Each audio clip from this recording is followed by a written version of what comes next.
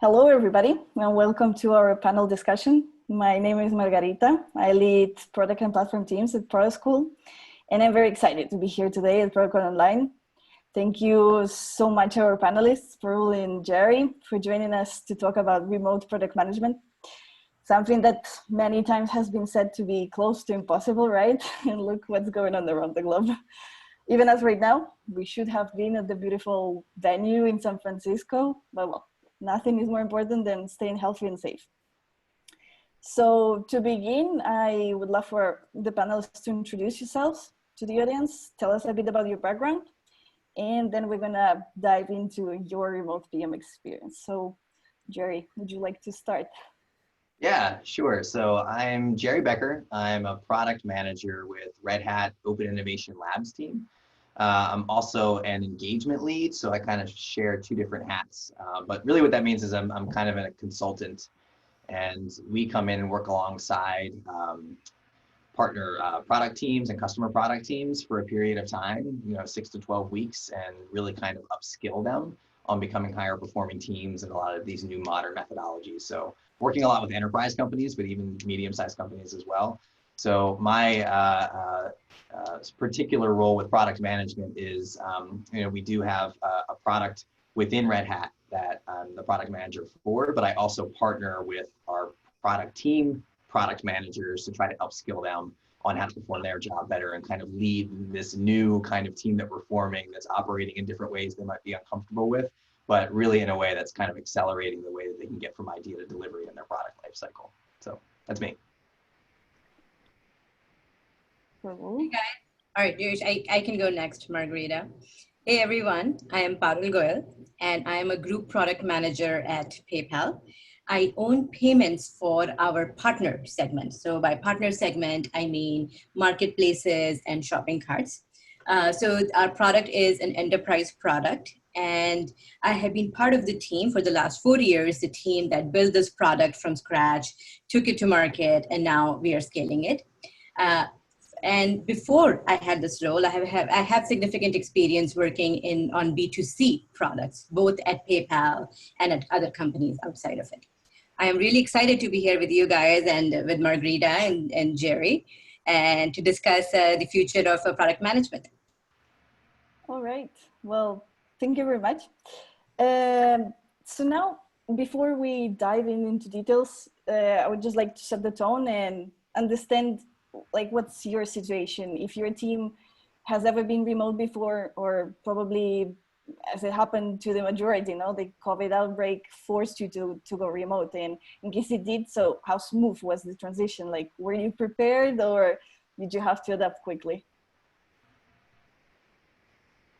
I can go first. I have never been in a remote role before. Right? I have always been in roles where I go into the office, but at the same time, I have always been part of a globally distributed team. So I've always had part of teams that were not there co-located with us, right? So some of it is new, some of it is something that I have been used to.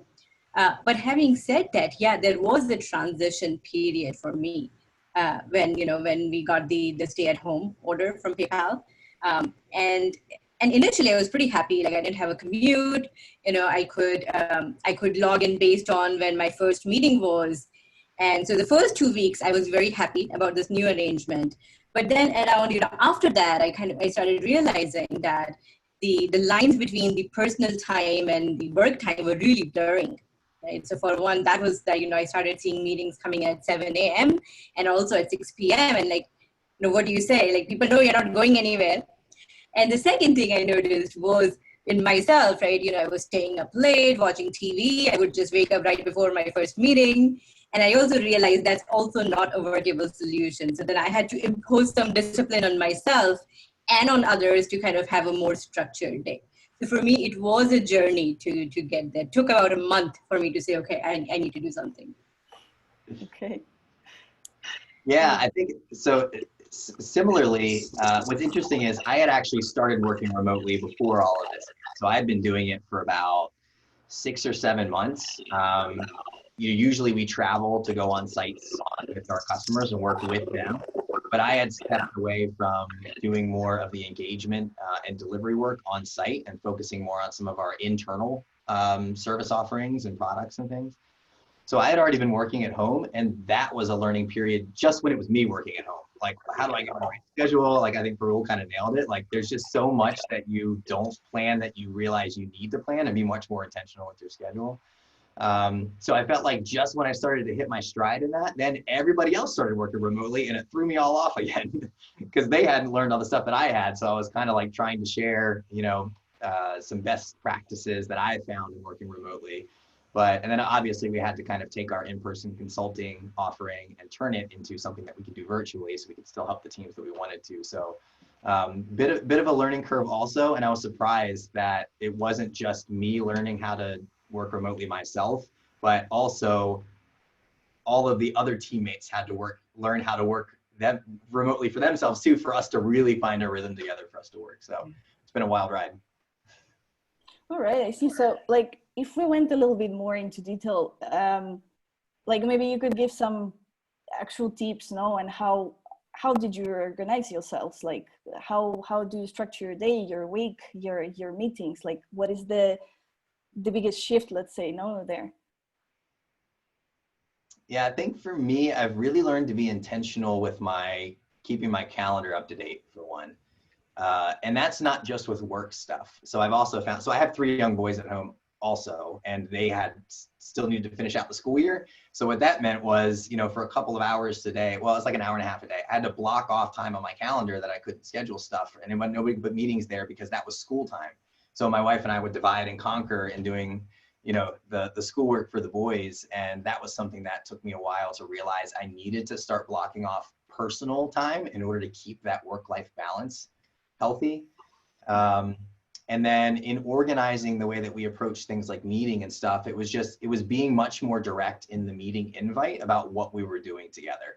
So putting an agenda in there, stating the goal, what is our desired outcome of this particular meeting, and then turning them into a little bit more working sessions instead of just people talking and things not getting done. So we kind of had to rethink how we're using our time in the most effective way, because now we're much more battling for that work-life balance. So if you're going to take somebody's time with a meeting, let's be very clear about what the plan is going in, and get done what needs to get done and actually make it actionable so it doesn't feel like a waste of time. So that was a big learning for us. Yeah, for me, it's somewhat similar. I also, for one thing, I realized how much I relied on all of the services that PayPal offices provide in terms of cafeteria and coffee and snack. And now I had to figure out all of those things for myself. And I don't have kids. So Gerry, I can imagine it's much harder for you than it is for me. You have other mouths to feed as well. It's a heavy blow, yeah. Yeah. So then it's the same thing that I had, in the office, you just have to stop by the cafeteria, pick up something. But now I was making breakfast. So I had to I had to block my calendar to make time for breakfast and for lunch. And even otherwise, I had to be a lot more protective of my calendar, like Gerry mentioned, because there was a need for increased communication to compensate for the in-person interaction. But at the same time, what I was finding was that I would just pretty much end up working, until 7 or 8. And then I would have evening meetings with the India team at 9. And I was like, this is not sustainable. So for me, some of it was just like I mentioned, discipline for myself, which is I do wake up at some hygiene around when I go to bed, when I wake up, which is around the same time, irrespective of when I have meetings. And also kind of be just making sure that I am setting aside time to take care of myself, to actually get some work done rather than spend all my time in meetings. So I think that is something I had to learn pretty quickly to be able to make this lifestyle sustainable. All right. Thanks. So let's talk about what kind of new tools or techniques you started to work with. Like, what have you changed that typical, for example, whiteboarding, that you can't do in person. So why don't you talk about that a little bit? So in terms of tools, we at PayPal use Microsoft Teams. And to be honest, that's working out quite well for us. You know, it's a video tool. It has an integrated document management system. So in general, it has been pretty easy to have video calls and to manage, you know, our meeting notes, our deliverables in general. Um, a few things that I have learned is, number one, video call is super important. I think that goes a long way for me at least, to feel engaged, right? It's harder for me to multitask if I'm on video. It's also easier for other people to read my body language, right? To be more engaged in the conversation if I am on video. So I think, you know, being able to join calls via video and also encourage other people to do so, it has been very important. Also, I realize, given our current setup, shorter meetings but more frequent seem to work better for me. You know, because to some way, some of the, you know, one reason why in my calendar is more booked is to compensate for those in-person meetings. And a lot of time, these hallway interactions are really quick, right? You just ask a question, you know, get the answer and move on. So something that I have been moving into, you know, trying to do more of is, let's do 15-minute meetings rather than half an hour. Make sure we share the information, make sure people are unblocked, and then, you know, we can actually go and do some work. So those are some of the things that I have been trying to do. Yeah, it's funny, Parul, how people tend to often default to the standard meet, whatever Google Meet or Google Calendar defaults, the 50-minute meeting or whatever. And people don't question, like, do I really need that? They just think, oh, I need a meeting on the calendar, so I'll schedule it for 50 minutes. And maybe it could be 15. That's a good tip. I like that. For us in Open Innovation Labs, it's kind of interesting because we have to be on top of a lot of different tools, because when we go into a customer, we don't come in prescriptive with what the tools should be. We pick what's best for them, and we let them be part of the conversation. So we just have to know a bunch. But what's been cool about that is that means we've gotten pretty familiar with a lot of different options out there. So now, you know, if we hop on a Blue Jeans meeting, which is one of the video conferencing tools that we use, and it's starting to get bogged down because everybody's on Blue Jeans, well, we can hop over to Google Meet, or we can hop into Zoom because we use them all. And it's similar with our whiteboarding tools also. So a lot of times with new clients, we'll use Mural as our whiteboarding tool. And we were using that today earlier in the workshops because getting started on it is so easy. But then sometimes it's not the best fit for when we want to create some kind of really good looking diagram as a team. And so we'll switch over to Miro for that. So we kind of collected this set of tools that we can pick and choose depending what the meeting is, who's involved, what people are comfortable with, even internally, for what we're using. And it's proven to be pretty effective. And then, you know, not only using the right tools, but then, like I said, we've been, instead of just having meetings that follow some kind of agenda where you're sharing information, we've tried to take as many of those as possible and turn them into activities that we run, because we've started to kind of think of meetings as products, a mini product, and your attendees are your users. So how do you create something that's valuable for everybody that's attending and a good experience for everybody that they're comfortable with and actually feels like you haven't wasted their time, so it results in something actionable? And of course you have your stakeholders where, you know, whatever comes out of that meeting is going to get shared with them. So kind of approaching it from that mentality has really helped us, I think, shape things that end up being much more productive for us. All right. Well, super insightful. Thanks a lot. So, you know, while many people have this idea that being remote PM is hard, it's tricky, I think we've proven that wrong in the last 2 months. And besides the fact that some things are naturally easier being remote, like, I don't know, finding that balance between collaboration and focus time, organize yourselves and plan better. And of course it has its drawbacks, right? The lack of social contact, in-person activities, and so on. So what challenges do you imagine we will face as some of our teams return to the offices and others will continue working from home? And I think most importantly, how can we actually use what we've learned now to overcome these challenges? Yeah, I think being flexible, because we'll have to pivot again once we start going back to offices, because we've had to figure out how to do this remotely. And then when we go back to offices, that might not necessarily mean everybody goes back at once. It could be a mix, a blend of in-person and remote. And I think all the more we'll have to be intentional about making sure that we're communicating well as a team. So, and sharing that information out about what your team is doing, what you're working on with your stakeholders, with other people who need to know about it, is going to be really key. So coming up with a regular cadence of sharing out that information and tagging up, and then also focusing on the team building part also. That was one of the challenges that we saw early on, that we felt early on with remote work, was that sense of connection with our team started to kind of pull apart.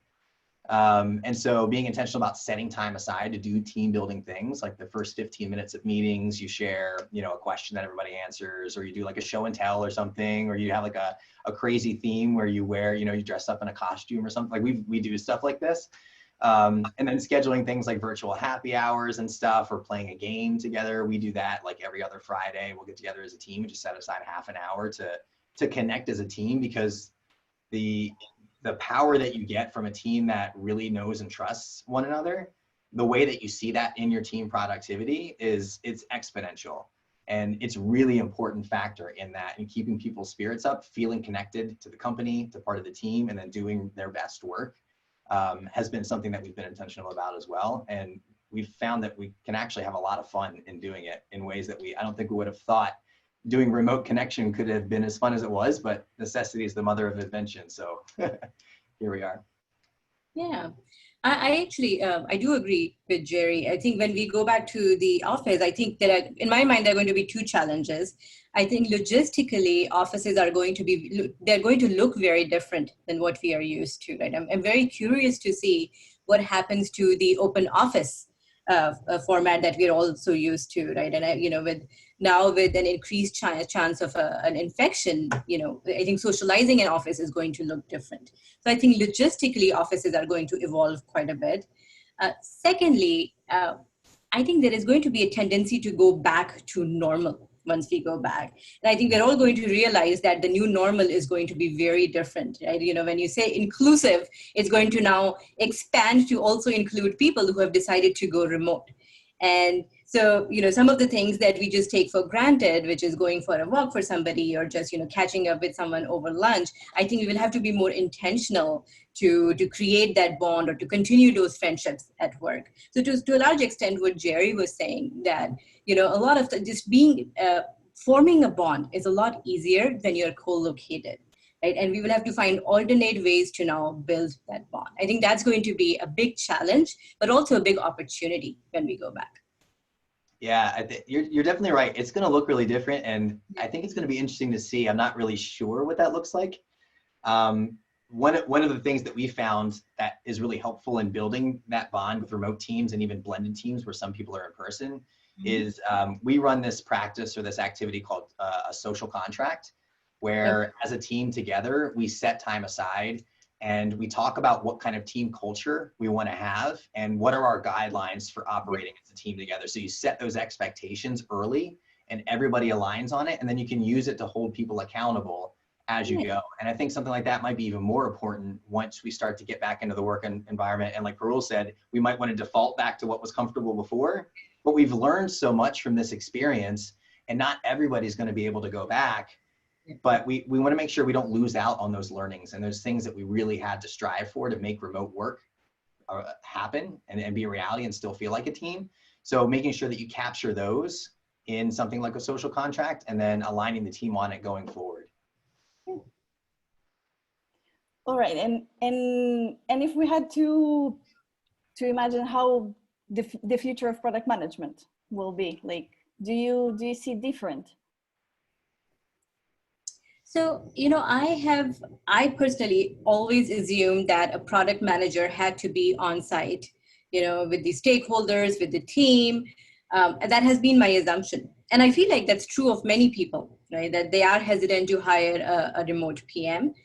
I feel like one of the big gifts of this pandemic has been that this assumption has been challenged. And now going forward, even as a PM, we might have a lot more flexibility around where we work from, which might translate to a lot more opportunities. I mean, something that I have always been fascinated by is this culture of digital nomads, right? People who there are people like, if, you were in Morocco and Bali and they just work from wherever they are. And I feel like that was something that was kind of closed to product managers. And now it's not, right? I feel like now going forward, that could be a possibility for product managers as well. I also feel like collaboration is going to look very different in future, right? I feel like we have always, in terms of collaboration, has translated to meetings. And I feel like that, I hope, is going to change with maybe better collaboration tools, maybe a different paradigm about how to collaborate and make a decision. I feel like even that is going to change in future.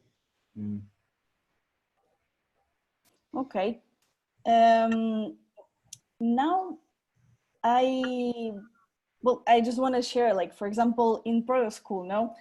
When the whole thing happened, for us, it was a big deal, and we actually had to pivot the whole strategy towards online course offerings. So how about your experiences in your companies? How did it affect you? Probably not the overall strategy, but definitely you had to readjust roadmaps, or I don't know, some new opportunity that came up. Maybe you could, I don't know, Gerry, share about that. Yeah, it definitely threw a curveball for us.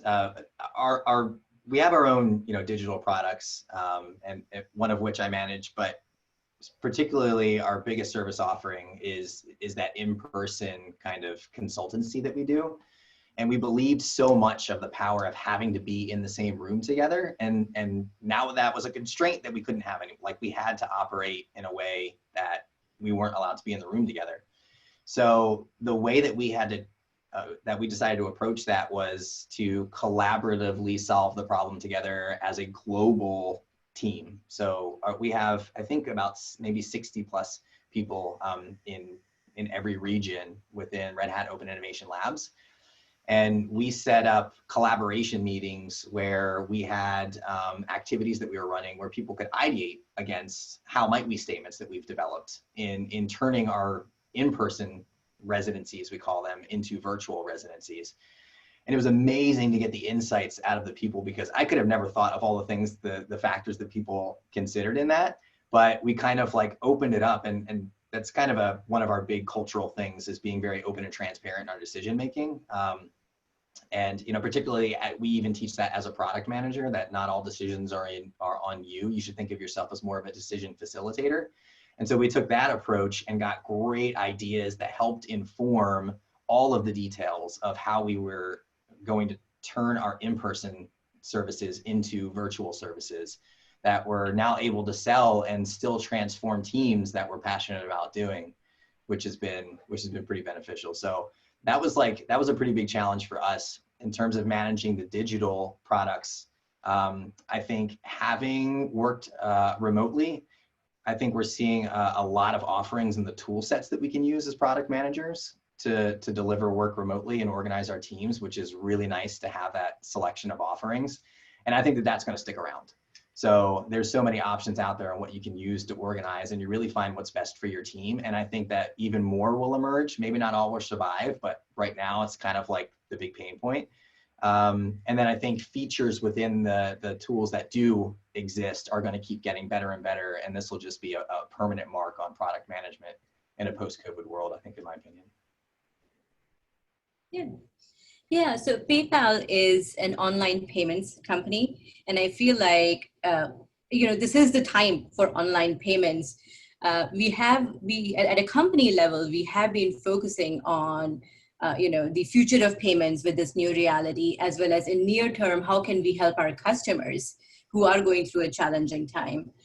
So for example, our in-person or in-store payment strategy is going to change and focus more towards contactless payments, right? So PayPal actually recently launched a QR code product, something which is really popular in China, hasn't really caught on in the US, but we might change that. I see that changing in near future. We are also collaborating with the government to get people their stimulus checks through their PayPal account, so that they have access to the money and they can start spending it. So at a company level, we have had to pivot our roadmap to see how can we be of service to our customers and also kind of participate in the future of payments. All right. Well, thanks a lot for sharing. And well, now we have some time for questions from the audience. So this one is for you, Parul. Do you have any tips and tricks for leading and facilitating team brainstorming and road mapping sessions that keep everyone as engaged as they would be when whiteboarding in person? Yeah, that has been a challenge, especially large meetings with a lot of people, they tend to be also kind of brainstorming sessions tend to be unstructured, and they are a lot more effective in person. But now, given that all of us are remote, something we are having to figure out. A few things that have worked for me.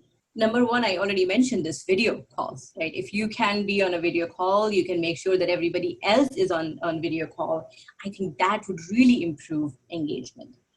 Because let's be honest, when you're remote, it's very easy to get distracted. People also have kids at home, so they have a lot going on. So to that point, the second thing is, I used to assume, so I used to send out a detailed agenda. I used to let people know this is what they need to do to come prepared. Now I don't really make that assumption that people are going to have the time to prepare, right? Especially parents. So usually I would I would allocate the first 5 to 7 minutes of my meeting time to say, okay, this is what we are looking to brainstorm about. Why don't we take some time to either read through documentation or kind of jot down our own ideas? So I think that gives people, especially parents, a little bit more mental space to actually kind of, get them to get themselves together, focus on what you're asking of them. And then they can be a lot more, they can contribute a lot more. And finally, I would suggest, like, don't hesitate to be the facilitator, right? Call on people and say, hey, do you have anything to contribute? Again, in room, sometimes it's easier for people to participate because we see each other. In video, it is a little bit harder. So play the role of that facilitator, like make sure that everybody has the floor so that they're able to talk. So that's what I have been trying. All right, thank you very much. So one for you, Gerry.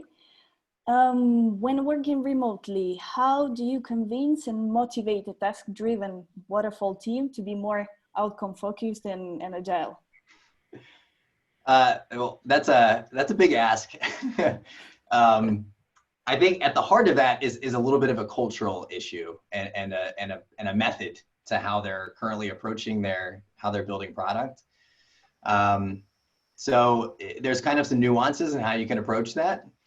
One of the things that we like to do coming in is, first of all, we use the term experiment. So everything that we want to do, we run as an experiment, we time box it, and we always follow it up with a review and an analysis. And this kind of alleviates the pressure of always having to be right the first time. But if such a culture change, like in this question, needs to take place, what we might do is try to run an experiment in a few different things. And the first one might be building cross-functional product teams that are centered on product and not on siloed into skill sets, because that seems like where some of this waterfall is happening. But more so than that, because you can still have waterfall even within a cross-functional team if everybody's only operating within their skill set and throwing work over the fence.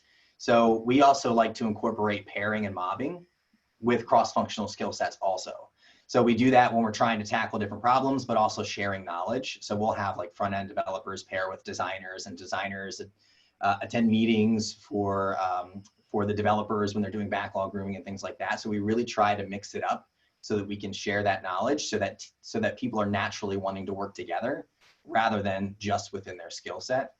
And then we like to do things like the social contract, like I was saying. So if you just say upfront as a team, hey, we're running this experiment with this cross-functional team, and we're going to try running our work this way in an agile manner instead of waterfall. So we're going to be pairing, we're going to be making a lot of collaborative decisions together, and we're going to work through this together rather than operating in our different skill sets, which is really helpful and kind of setting that expectation from the start. And then finally, again, that issue of having the team make decisions together and not the onus being on a single person. Because I think sometimes when people say, well, this is my only job and I stick to this and that's all I have to do, that's kind of the beginning of waterfall. that's when you see people only operate in a small lane. But when you share the load amongst everybody, and not only the work that needs to get done, but even the direction of where we're going and the ideas for the next feature set for a product, when you share that amongst the team, then I think you get the best results, and you get a lot more ownership from the team over what you're building, which really helps them really put their heart and soul into what's being developed. All right, thank you. Well, let's close up with this one that I guess one of the challenging for the managers. So how do you stay on top of the team goals without micromanaging? Make sure your team is being heard and empower them at distance. You know, I feel like you just need to treat people as adults, right? And give them the space they need, especially right now when a lot of us are figuring out how to make this new lifestyle work.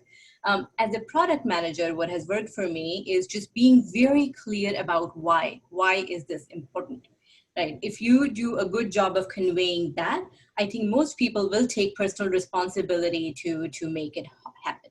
Right? So just being very clear about why, and also having a very specific success criteria just to avoid misunderstanding. I think those have been really important for me. And I really feel like you have to resist this temptation to micromanage, because if anything, it's going to be counterproductive. You're going to lose people's trust, and they're actually going to be less engaged rather than more. So, you know, if the more you feel the need to control, the more you need to let go of that control. I totally agree with you, Parul. And it sounds like I was having flashbacks on some of my other teams where I've been in that situation, and it really is demotivating because it feels like your leadership doesn't trust you. And so, you know, the best situations that I've operated in is when the leader kind of sets the vision, but they don't tell you what to do or how to do it. You know, they're just saying like, this is the direction that we want to go. And then they really let the teams own how they're going to get there and what the solution looks like. But then in that, you also kind of have to bake in things like, you know, doing retrospectives as a team to make sure that they're constantly improving. You know, it's not just operating together, but it's finding ways to continually improve. And building those into your cadence and doing things like daily stand-ups and things like that. So getting in a routine where you're sharing information and really focus on constantly improving and delivering the right thing, that over time, where a leader, it might feel, like Parul was saying, like it might feel a little weird to do that at first. But if you let go and empower the team in that way, they will get there. And sometimes that takes a little bit of time, but then they'll end up exceeding your expectations because they owned it as a team and you didn't have to dictate, you know, what they were going to be doing. Right, totally right. Well, unfortunately, we already ran out of time. Thank you everyone for watching the panel, for all your questions, and thank you to Parul and Gerry for sharing your experiences and knowledge. I think it's been great to know how it was for you. And well, I encourage our viewers to keep posting the questions, and Parul and Gerry will try to reply as many as possible. And well, thank you again very much. Stay healthy and enjoy the rest of the talks. Bye-bye. Thank you. Bye-bye.